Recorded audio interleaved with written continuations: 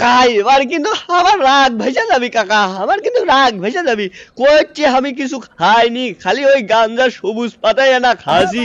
তার ভালোবাসায় গাঁজা খেতে খেতে হয় কাশেম, তুই তো খাইস নে গাঁজা কেন?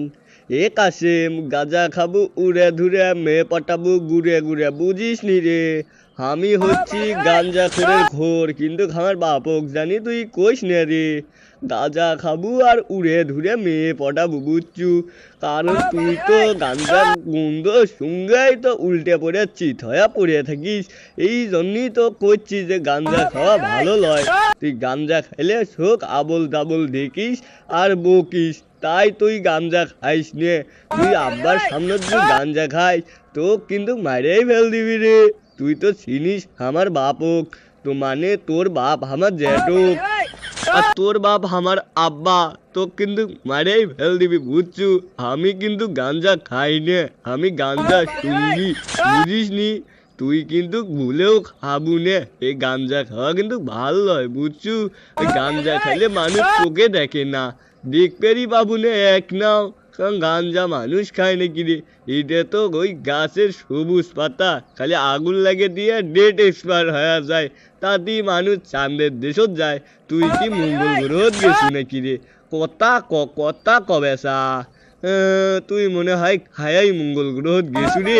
তুই কথা কইস না কে? তুই কথা না কইলে কি আমার কি মন ভালো থাকবি রে? আর তোকে যেটা করছি সেটা ভালো করে শুনে নে, মনোযোগ দিয়ে শোন। গাঞ্জা কিন্তু ভালো লয়। আমি কিন্তু 3 বছর হতে গাঞ্জাই খাচ্ছি, কোনো পার্শ্ব প্রতিক্রিয়া নাই। খালি আমার যা ডেট এক্সপায়ার ওই ঘুমটেই যা হয়, তাছাড়া কিন্তু আর কিছু লয়। তুই ফির খায়া ফির চাঁদের দেশত ঘুরবে যাইস নাকি? আমি তো যাই মঙ্গল গ্রহ, নেপচুন, ওই কুয়াকাটা সমুদ্র সৈকত যা ঘুরে আসি গাঞ্জা খায়া।